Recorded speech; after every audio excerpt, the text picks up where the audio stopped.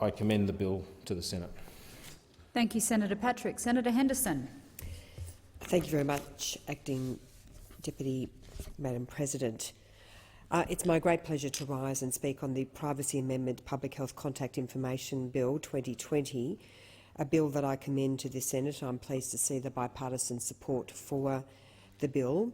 This is the first time that I have spoken since the outbreak of the coronavirus pandemic in the Senate, and I want to place on record, first and foremost, my thanks to the Australian people.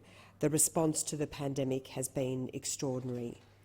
The ability of the Australian people to stand up, to listen to the government, to listen to the professional medical advice, to our frontline health workers, and to respond as they have, has been incredible. And we have seen a dramatic flattening of the curve, and I have to say that I think most Australians would be very, very proud as to how our nation has performed, particularly when you consider what is happening overseas in some countries.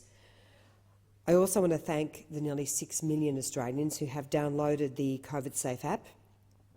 We know that this is not a be-all and end-all, but this is an important tool to slow the spread of the virus. And, of course, this bill is all about making sure that there are the appropriate health protections. I also want to pay tribute to the Prime Minister, to his leadership team, particularly Senator Cormann, the Treasurer, Mr Frydenberg, the Health Minister, Mr Hunt. The measures that our government has put in place in response to the pandemic have been overwhelmingly received positively by the Australian people. And in saying that, I also acknowledge the role of the National Cabinet, which I think has also been very important as well. Our government is all about making sure that we save lives and livelihoods, and whether it's JobSeeker, JobKeeper, the stimulus payments we're providing, the early release of super, the cash flow boost, the government-backed loans, the childcare fair relief, the health response, telehealth, our domestic violence response, our response with 100 new respiratory clinics, right across the health sector. I think all Australians can be very, very proud of the work of the National Cabinet, including, of course, the work of our government. I also want to acknowledge and say thank you to our frontline health workers, our doctors, our nurses, our cleaners, our paramedics, those also who work on the front line in our economy at the moment, those who work in our supermarkets, in our pharmacies, in our cafes and restaurants. The restrictions have been very, very difficult, and we are seeing an easing of those restrictions. But Australians, as I say, have responded absolutely magnificently to the challenge, and I do very much acknowledge the incredible effort of all Australians. This bill is all about protecting the privacy of Australians, and we have reiterated and made clear how important it is to download the COVIDSafe app. As the Prime Minister has said, it's a bit like putting on sunscreen when you go out in the sun. It gives us protection as a nation. It is the ticket to ensuring that we can actually ease our restrictions. The COVIDSafe app is an important public health initiative that will keep you, your family and our community safe from further spread of coronavirus. And it, of course, is all about speeding up contact tracing. And public health officials, of course, are doing a magnificent job when there is a positive diagnosis in identifying those who have come into contact with someone who has been diagnosed positively. But this, of course, the COVIDSafe app does speed up that process, and that's why it is so important for as many Australians as possible to download the app.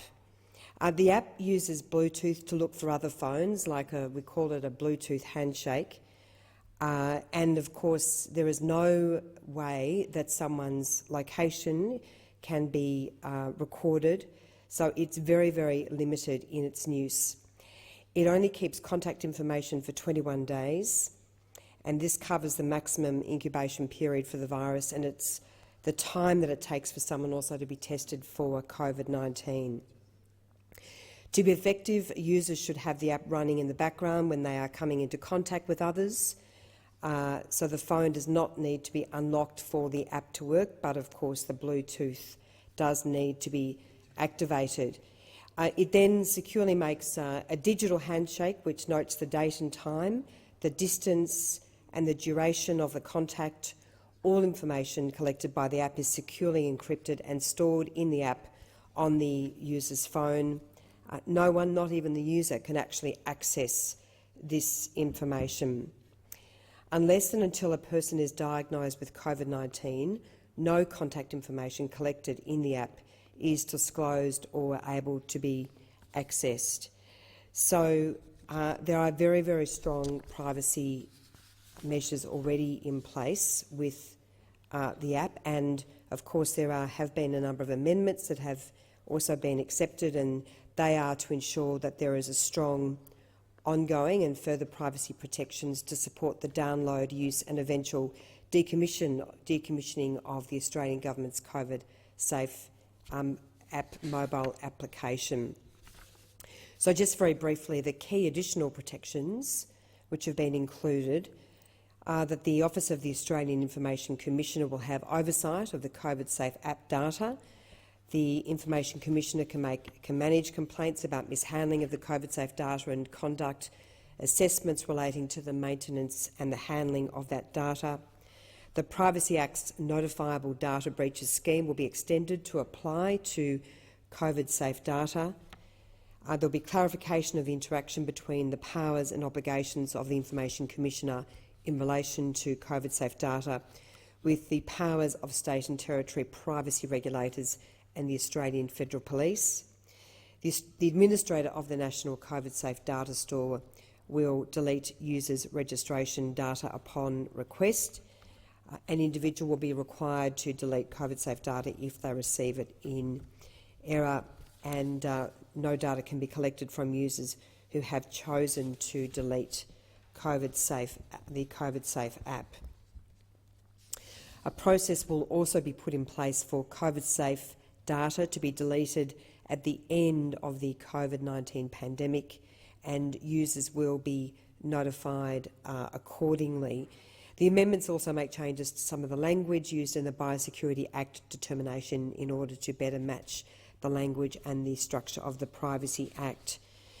A couple of other technical changes which ensure the workability of the amendments have also will be included, and it's now clearer that penalties do not inadvertently apply to individuals, businesses or agencies who only collect COVIDSafe app data incidentally to the collection of non-COVIDSafe app data, such as backing up mobile devices. But in essence, Madam Acting Deputy President, we have been very receptive to some of the concerns that have been raised in relation to the privacy of the COVIDSafe app. And I would like to finish my contribution by, again, calling on all Australians to please download the app. It is incredibly important. Of course, it doesn't replace all of the other health advice, which is so important, the social distancing, maintaining a space of at least 1.5 metres from anyone else, essentially acting as if people that we come into contact with do actually have the virus, to minimise the spread of the virus, the hand washing and all of the other critical health advice which has been provided. But if we can speed up that contact tracing through the app, this will of course ensure that we can mitigate the risk and minimise the spread of the virus. Again, I want to say thank you to the Australian people for everything that this nation has done to slow the spread of the virus and to respond so magnificently to this pandemic, and I commend this bill to the Senate. Thank you. Senator